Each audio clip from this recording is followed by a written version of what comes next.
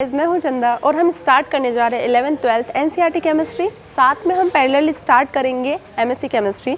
ठीक है, सो आज स्टार्ट कर रहे हैं अपन some basic concept of mole. अगर इस चैप्टर की इंपॉर्टेंस के बारे में बोलूँ, अगर आपने मोल स्ट्रॉन्ग कर लिया तो आपकी आधी केमिस्ट्री स्ट्रॉन्ग हो जाएगी। फिर आपकी केमिस्ट्री के कंसेप्ट में कहीं भी मोल से रिलेटेड आपके ऐसे कंसेप्ट नहीं होंगे जिसमें आपको प्रॉब्लम आएगी।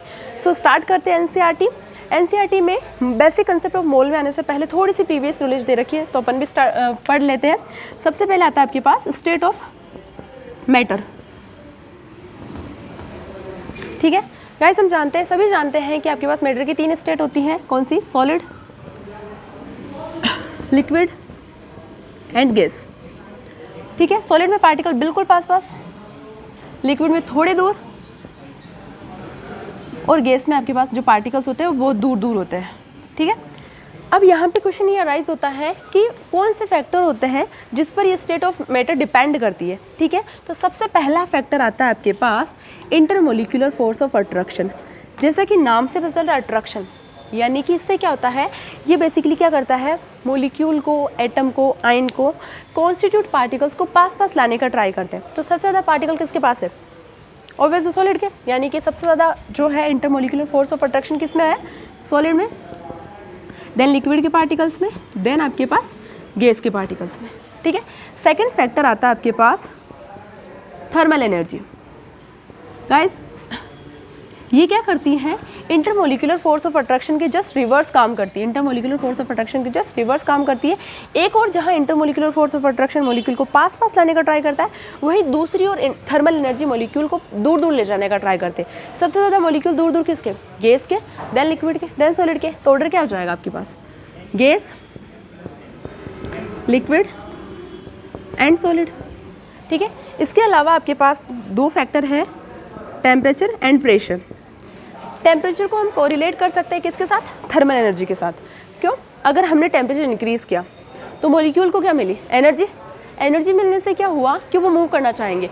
सो वहाँ पर उनकी एनर्जी इतनी ज़्यादा हो जाएगी कि वो उनके बीच में पाए जाने वाले इंटरमोलिक्यूलर फोर्स ऑफ अट्रैक्शन को तोड़ सकते हैं और वहाँ से निकल जाएंगे, डिफ्यूज़ हो जाएंगे। इसी वजह से टेम्परेचर इंक्रीज़ करने पर आपके पास क्या होता है? थर्मल एनर्जी इंक्रीज़ होती है, जिसकी वजह से मॉलिक्यूल दूर जाते हैं। ठीक है, दूसरी ओर अगर मैं बात करूँ प्रेशर की, किसी भी चीज़ पे प्रेशर लगाने से क्या होता है? मॉलिक्यूल पास आना चाहेंगे। ठीक है, जैसे कि अपन सिलेंडर में गैस भरते हैं, उसमें क्या होती है? बेसिकली वो गैस होती है, लेकिन हमने उसको इतने प्रेशर पे भर दिया कि वो किस में चेंज हो गई? लिक्विड में चेंज हो गई। सो कहने का कंक्लूजन ये है कि प्रेशर और टेम्परेचर की कंडीशन चेंज करके ये फैक्टर चेंज होते हैं, जिसकी वजह से आपके पास क्या होता है कि स्टेट ऑफ जो मैटर है वो चेंज होती है। फॉर एग्जाम्पल अगर मैं बात करूँ, सॉलिड है, अगर मैं सॉलिड को हीट दूंगी तो वो किस में चेंज हो जाएगा? लिक्विड में। जैसे कि अगर आप सॉलिड की जगह आइस लिख लो, अगर मैं लिखूँ यहाँ पे वाटर का एग्जांपल मान के आइस, तो अगर मैं इसको हीट दूंगी तो वो किस में चेंज होगा? लिक्विड में। लेकिन अगर मैं लिक्विड को वापस कूल करूँगी, यानी कि पानी को अगर मैं वाटर को वापस कूल करूँगी तो वो किस में चेंज होगा? ऑब्वियस है आइस में, यानी कि वाइस वर्सा, कूलिंग पर। ठीक है, सेम अगर मैं लिक्विड को हीट दूंगी, लिक्विड को हीट दूंगी तो किस में चेंज होगा? ऑब्वियस अगर मैं वाटर को हीट दूंगी तो किस में चेंज होगा? गैस फेज में, वेपर फेज में, यानी कि किस में चेंज होगा? गैस में। अगर मैं आपके पास गैस को कूल करूंगी वापस, तो होगा क्या कि वापस वो चेंज होगी आपके पास किस में? वाटर में। ठीक है, बेसिकली हीट देने से सॉलिड के पार्टिकल्स को एनर्जी मिल रही थी, जिसकी वजह से intermolecular force of attraction weak हुए और उनको मूव करने के लिए थर्मल एनर्जी मिली। बेसिकली यहाँ पे क्या हुआ कि लिक्विड के मॉलिक्यूल को हीट देने पर उनकी जो intermolecular force of attraction weak हुए और उनको क्या मिले? एनर्जी मिली और वो गैस में आए। वाइस वर्सा आपके पास कूलिंग करने पर प्रोसेस हो रहा था, जिसमें आपके पास कूलिंग करने पर जो इंटरमोलिक्यूलर फोर्स ऑफ अट्रैक्शन है वो तो बढ़ रहा था और जो थर्मल एनर्जी थी वो घट रही थी। नाउ हम बात करते हैं कि जो क्लासिफिकेशन है वो किस प्रकार से करते हैं। सो गाइस, हम क्लासिफिकेशन करते हैं किसका? मैटर का। सो बेसिकली इसको 2 पार्ट में क्लासिफाई किया गया है, मिक्सचर एंड प्योर। मिक्सचर को फर्दर क्लासिफाई किया गया है होमोजीनियस एंड हेट्रोजीनियस।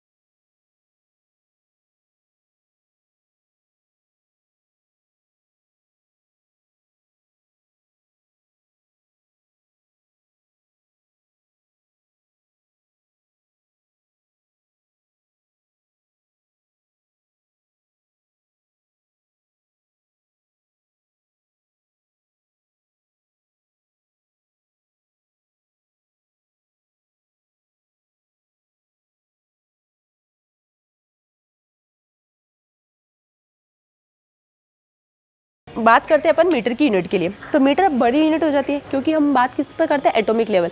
एटम किस में हमें मेजर किस में किए थे, उनके एंगस्ट्रॉम में, नैनोमीटर में, पिकोमीटर में, तो वहाँ पर वही रिलेशन देख रहे हैं। तो सबसे पहले आता है 1 किलोमीटर, ये होता है आपके पास, किलो का मतलब मैंने क्या बताया था, 10⁻³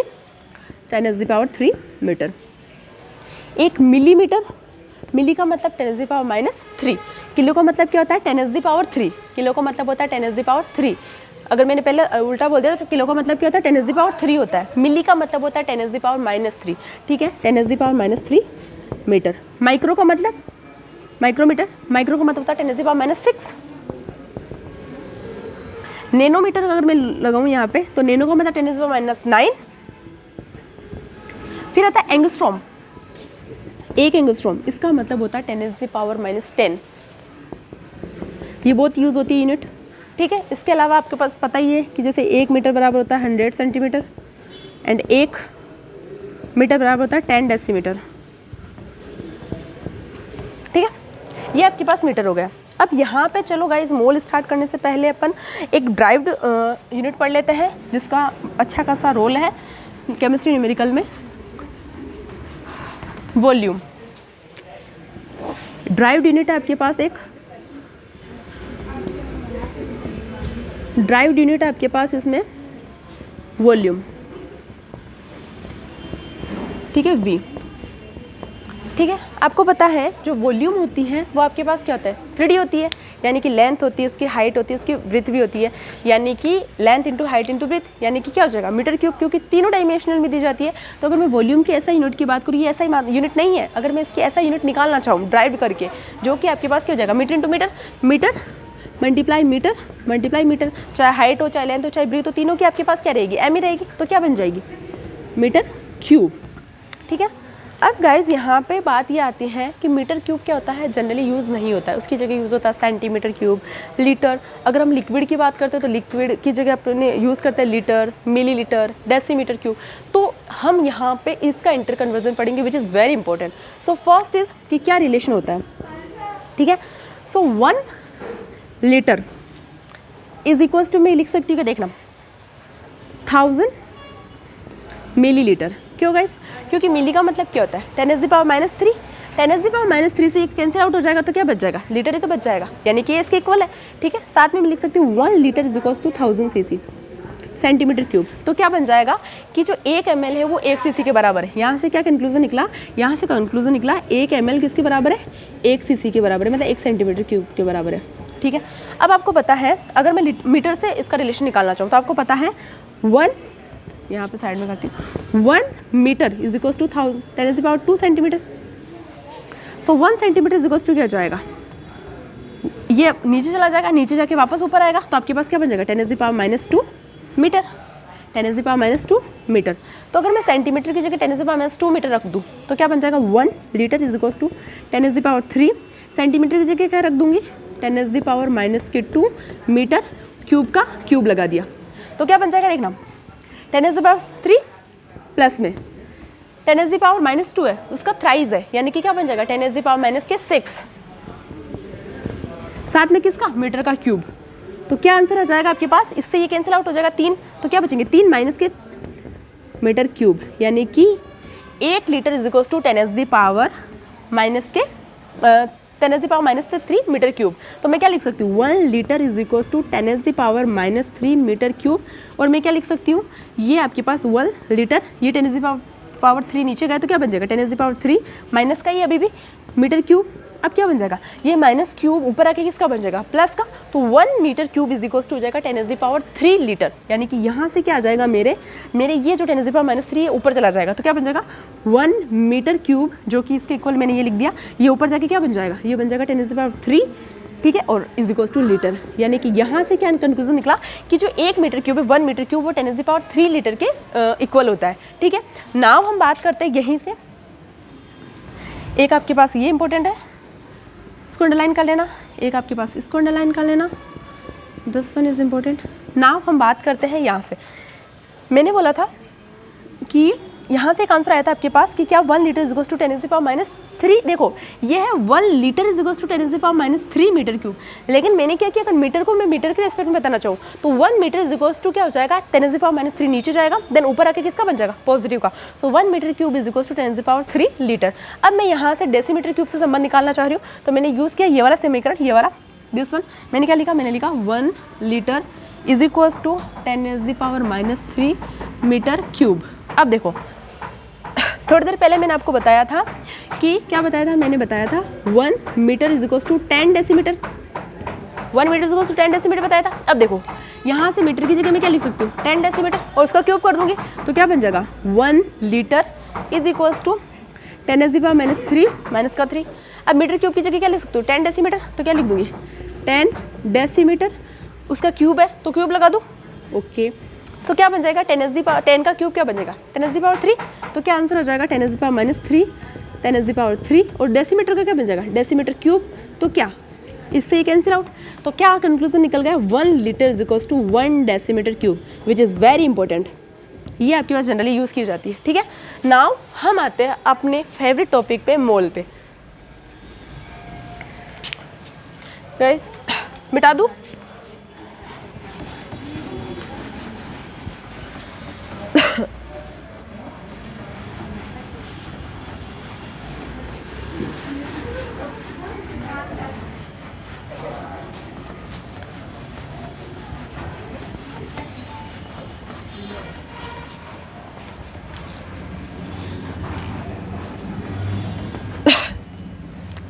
अगर हम बात करते हैं मोल की, सो बेसिकली इस टॉपिक में देखो मोल क्या होता है, उसको किस किस रेस्पेक्ट में अपन मेज़र कर सकते हैं, वेट के रेस्पेक्ट में, in terms of number, in terms of volume, साथ में मोल से एमयू कैसे निकालेंगे, एमयू का ग्राम से क्या रिलेशन होता है, ठीक है। और जब मोल की डेफिनेशन दी जाती है तो उसमें कार्बन को ही क्यों चुना जाता है, कोई दूसरे एटम को क्यों नहीं गिना जाता, ये सब पढ़ेंगे, ठीक है। डेली लाइफ से रिलेट करके पढ़ेंगे। सो सबसे पहले अगर मैं बात करूँ, मैंने आपके सामने बोल दिया 1 दर्जन, माइंड में क्या आया, 12, ठीक है। अगर मैंने बोल दिया 1 दर्जन है आपके पास, 1 दर्जन है, तो माइंड में आया 12। अब मैंने बोल दिया 1 दर्जन पेन है, तो क्या माइंड में आया 12। मैंने बोल दिया 1 दर्जन पेंसिल है, क्या माइंड में आया 12। 1 डजन मार्कर है, क्या माइंड में आया 12। 1 डजन डस्टर है, क्या माइंड में आया 12। मतलब कि डजन लगाते ही माइंड में आता है 12। डजन मैटर कि आप किसके बारे में बात कर रहे हो, अगर डजन लगा दिया तो मतलब क्या होता है आपके पास 12 आ जाता है। वैसे ही अगर आपने क्या यूज़ कर लिया, एक मोल, एक संख्या है यार, एक काउंट है। जिस प्रकार से 12 आपके पास क्या है, डजन मतलब 12 होता है, उसी प्रकार से मोल क्या काउंट है। आप मोल को कैसे यूज़ कर सकते हो कि एक मोल बराबर होता है 6.023 इंटू 10⁻23। साइंटिस्ट एवोगैड्रो ने दिया था, इस वजह से उसको एवोगैड्रो नंबर भी बोला जाता है, ठीक है। और इसको डिनोट किया जाता है NA से, ठीक है, कैपिटल NA से। अब मैं बोल रही हूँ कि एक मोल ऑक्सीजन है, कैसे निकालते हैं वो सब निकालेंगे, लेकिन अभी मैं बोल रही हूँ फिलहाल के लिए, जैसे मैंने बोला 1 दर्जन ये है, तो आपके माइंड में क्या है 12। बस मैं बोल रही हूँ 1 दर्जन ये है, सॉरी 1 मोल ये है, तो माइंड में क्या आना चाहिए ये वाली काउंट। जैसे मैंने बोला 1 मोल H2 है, ठीक है, 1 मोल क्या है H2 है, तो माइंड में क्या आना चाहिए इतना काउंट।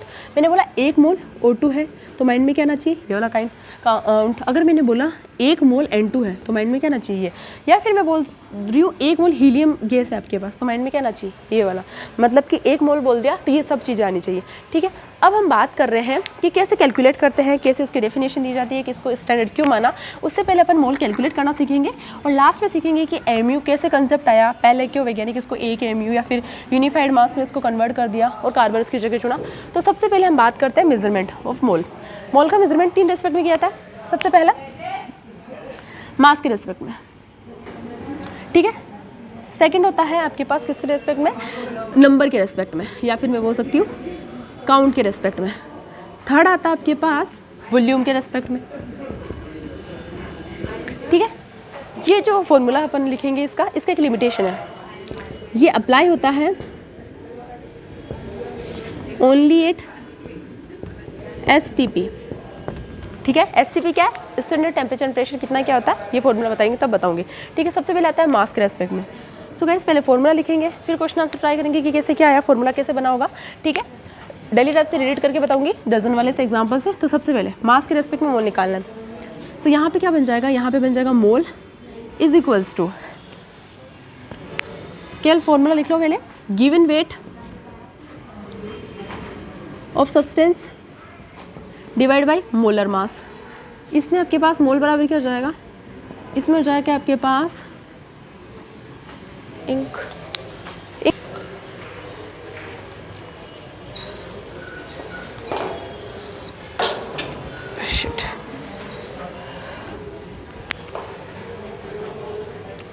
सो हम बात करते हैं मोल, कहाँ थे हम, हाँ मोल इन नंबर के टर्म्स में गिवन, सॉरी यहाँ पे गिवन वेट आएगा, गिवन वेट ऑफ सब्सटेंस, ठीक है। यहाँ पे given number of substance divide by अपना स्टैंडर्ड। ये फॉर्मूला कैसे बना ये भी बताऊंगी, पहले फॉर्मूला लिखो Na, Na अपना वही एवोगैड्रो नंबर, ठीक है। वॉल्यूम के लिए क्या बन जाएगा, वॉल्यूम के लिए बन जाएगा mole is equals to given volume of substance 8 STP divide by 22.4 litre, ठीक है। तो सबसे पहले मैं आपको इससे रिलेट करके समझाती हूँ, फिर बाकी का अपन समझ ही लेंगे। सबसे पहले अगर मैंने आपको बोला कि आपके पास 12 चीज़ें, तो कितनी चीज़ें आपके पास, 1 डज़न। मैंने बोला 12 है मतलब 1 डज़न। अगर मैंने बोला 24 है तो कितनी है, 2 डज़न। अगर मैंने बोला 36 है तो कितनी है, 3। अगर मैंने बोला आपके पास कि 6 है तो आपके पास कितना, हाफ डज़न। ये कहाँ से आया, देखो अपना स्टैंडर्ड क्या है, 12 है। डज़न निकालने के लिए अपना स्टैंडर्ड क्या है, 12 है। अगर आपके पास 6 चीज़ें हैं तो क्या आ जाएगा, हाफ, ठीक है। अपना स्टैंडर्ड क्या है, 12 है। अगर मान लो आपके पास 12 चीज़ें हैं तो कितना आ जाएगा, 1 डज़न। अगर मान लो कि आपके पास 24 चीज़ें हैं तो क्या आ जाएगा, अपना स्टैंडर्ड क्या है कि भाई 12 है। कितनी है आपके पास, 24 है, तो कितना आ गया, 2, यानी कि 2 डज़न है।